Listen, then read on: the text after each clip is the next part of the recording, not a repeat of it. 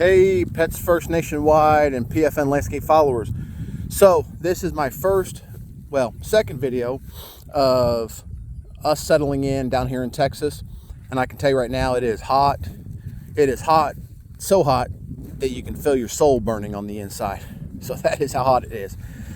This morning, it's actually not too bad. So got some good news. And a little bit of disturbing news. Not disturbing, but not happy news. But good news is property is drying out, and they're already breaking ground to one of the houses that are getting built next to us, which is a positive sign. It's a positive. But the downside is we're going to be selling some of our equipment. We've got a 2019 S550 Bobcat that we're going to sell. That along with a 16-foot dump trailer. So if anybody on here is interested, my direct number is 513-254-1948. Give me a call, shoot me a text. Got a good price on both of them, but we're going to get rid of both of them because the Bobcat is a wheeled unit. It is not ideal for the ground that I live on out here, because out here they consider it as black clay or black sand. So when it rains a good amount, it is soggy and you cannot operate vehicles and or large equipment out here unless you have your tractors or Kubotas or anything like that. So we do have an option.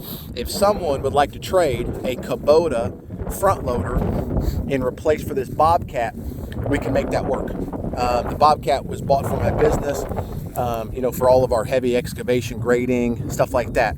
However, the Kubota could be used for the same. Kubota, John Deere. I know some of these farm feed places have these great deals going on right now with units. But right now we're kind of strapped to a budget, partially because we have to get a driveway installed sooner than later. Right now the driveway that is being installed is going to be about $10,000 to $12,000 to get it installed all the way up there in the front, all the way to the back, which is about 950 feet. So if anybody would like to donate to Pets First Nationwide, it is tax exempt. You can write it off on taxes at the end of the year as donations made, but that is for the animals. So I guess people are wondering and asking why I made the move out here. Well, partially I made the move because the property is fantastic. I mean, as far as like what we have, this is any animal lover's paradise. Open terrain, vast viewing of cows, wildlife. I mean, this is where a lot of animal lovers want to be at, but most of them can't do it because of restrictions. So I had an opportunity to transfer the business because we were going into the start of the year, and we transferred the business and the nonprofit, which is Pets First Nationwide, out to Texas. So I'm going to kind of give you a quick tour of what we got going on. So this week we've been productive. We've got dig guard laid in about three corners of the three lines of the first one, two in the second, and then two in the back. We've got our solar power charger up and running.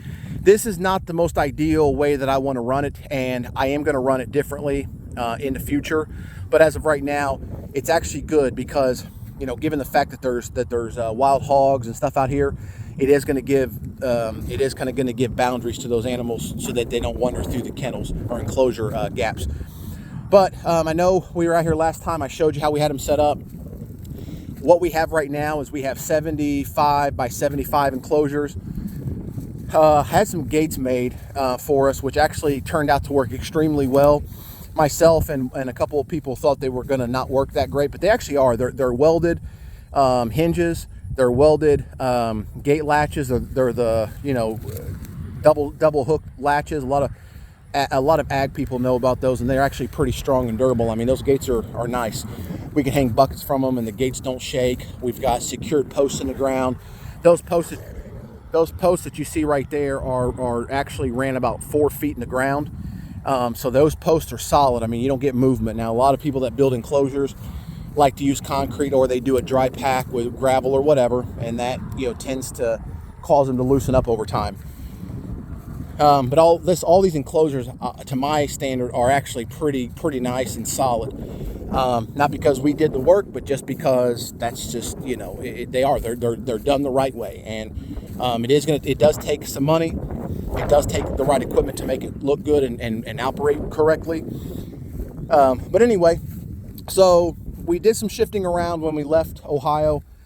We gave, everybody a new start, new enclosures. So if y'all had been following, you know that we have Blue and Summer together in the same enclosure. Well, we put Remy in with them. So as you can see, the sunshades actually do work out. The ground is dry in the kennels now. It's starting to dry up. There is some sage bushes. I don't know if you call them sage bushes, but they're low-lying bushes. As you can see, Remy is there in the back.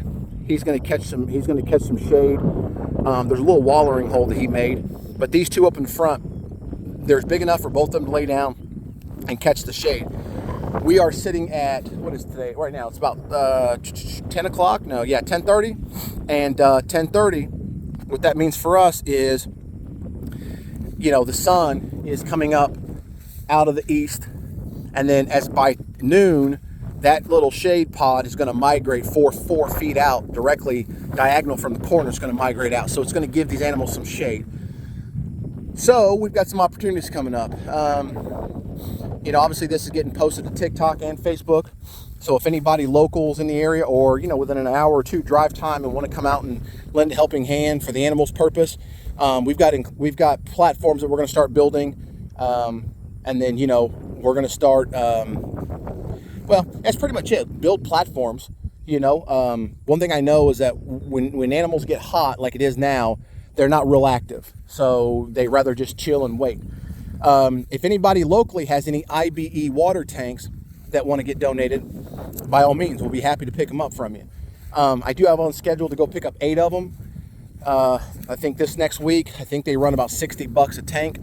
If anyone doesn't know what an IBE water tank is, an IBE water tank is one that has a ball valve at the bottom that you turn on, and it drains the water, versus trying to dump the stock tank. They actually hold, I think, 150 to 200 gallons at a time.